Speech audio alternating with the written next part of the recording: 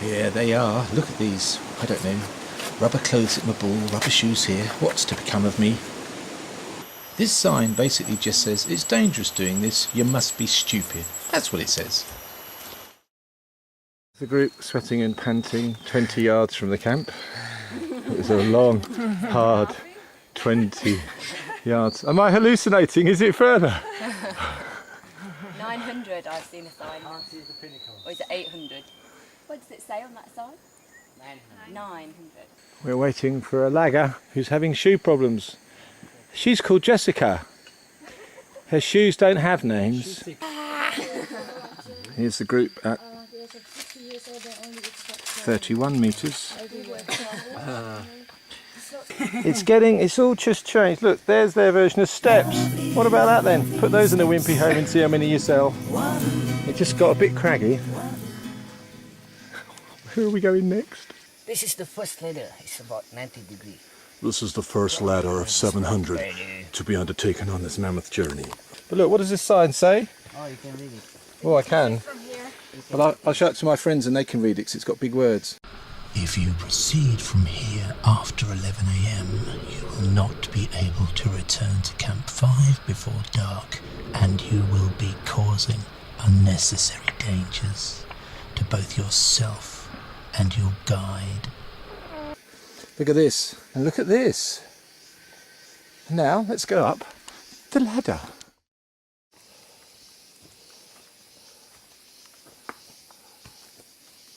I'm feeling rather sweaty, a little bit tired, but we're at 21 now of 24, so we've only got 300 to go.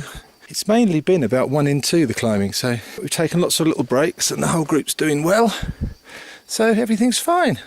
Now, as you know, I'm not the happiest bunny on high things, but somehow this, I think it just seems safe because it's so well roped and laddered and everything. Yeah, it's not like being on the edge of a rickety thing and there's just air below you. At least there's foliage, and probably if you fell you could grab a passing leaf like this one. Ideally one without prickles perhaps. And slow your descent. I'm sweating a lot. I really didn't know if I was going to get up here, and that made me go a bit mad at the end and spurt and go ahead of everybody. So anyway, I had a nice spurt, that was jolly good. Now I'm waiting for everyone, so that's even better, and I'm just looking out across the valley. Oh, there we are. I think we're higher than the clouds, aren't we? It's the clouds down there, over there. Onward we go. There's a pretty narrow one. I'm very glad I shed that excess 15 stone before I came away. Ooh, wouldn't have got through there, Henry. Henry? Look at these very pretty little flowers. And can you see? You look at them, look, they're sweating almost as much as me, aren't they? They haven't even been climbing. And they're sweating. I name this flower John Bushius Sweatius up the mountainous. Expect it's already got a name though, don't you? Can you see my beads of sweat? Quite a lot of sweaty stuff around my eyes and things. Can you do that where you lift one up and not the other one? No. Can you? Can you do this? Can you do that? I'll do it again. There. I didn't go to college to learn that. I just found it out one day. I do like it when I'm on a kind of naturey thing and I can't see anybody else, but I know they're there. I like not having people around. It's nice. I mean, you know, the guys I'm on the trek with at the moment, really nice folks, but just to not hear human voices or see human bottoms ahead of you, or turn around and see human heads, you know, even on their bodies. It's really, I like it lots. And even though there's ropes and ladders and obviously 1,000 million people have been up here, there's something nice, isn't it, about jaunting along in the silence, apart from, of course, the animal noises and the noise of your own sweat plopping onto the very sharp rocks below your feet. Back to the climbing. I wonder if one day we will have the ability to somehow bottle up an emotion and store it and put it into another human. I just want to show you this because I'm having one of those almost perfect moment type things. Well, I guess it's perfect, isn't it, really? Because I'm just really enjoying being here, just sitting here in amongst this lot. right now. I just wanted to share that with you.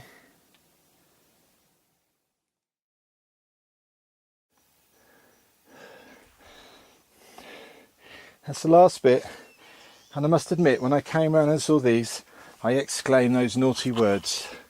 Look at this. Look. I mean, over the years I've seen quite a lot of natural formations, and this set of structures, this is the most astonishing. This has taken my breath away and stunned me more than anything else. I'm sure part of it is the setting with all these trees growing around them and this mist. These are incredible, and they're kind of craggy, and they've got this sharp pointing up to the sky. They make you feel really small. They're enormous. Our guide tells us that these structures used to be stalactites hanging down from a gigantic underground caving system. And the only way you can see them is to climb up this mountain. Magnificent.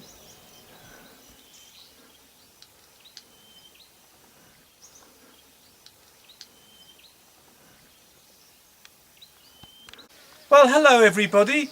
As you can see, I've got no clothes on at the Pinnacles. And the reason is because if any of you saw Billy Connolly when he was going around Australia, he got naked in the Pinnacles because he felt very primeval.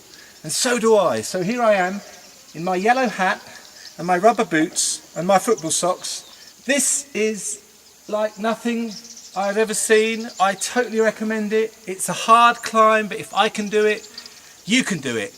Come and see the Pinnacles of Sarawak.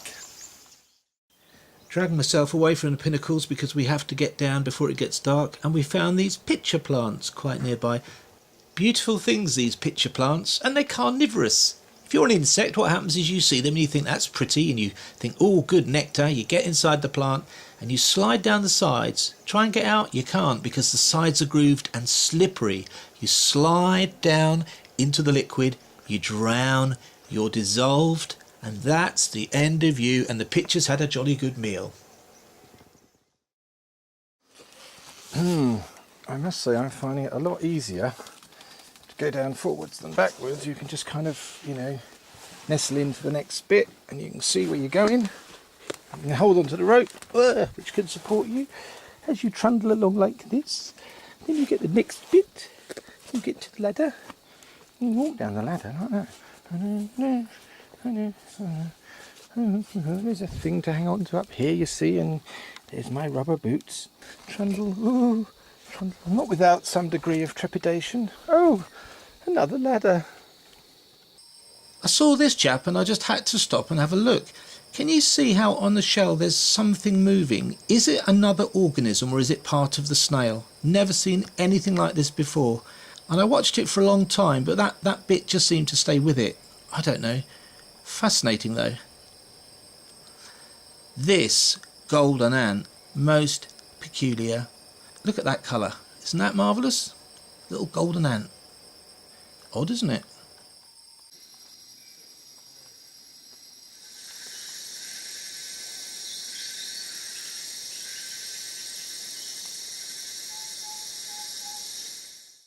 Here is a typical bit of trail, so as you can see it's not actually terribly easy to manoeuvre. Still on the way down.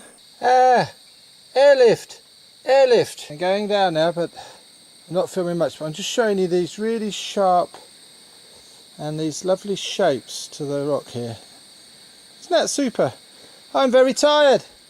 Let's get down the mountain. What did you guys think of the Pinnacle experience? It was nice. Lovely, just lovely. I think it was easier than I thought in mind. Yeah, I was scared this heavy. morning, but it is okay. Yeah. It's difficult, but it's okay. For young and fit people like us, of course. I thought the ladders were going to be much worse. They were bad getting on and off, but they weren't as steep as I thought they were going to be. I thought, a lot of them were going to be almost vertical. The first one's the steepest, and then the rest are less, more shallow. But it's a tremendous experience. Fabulous.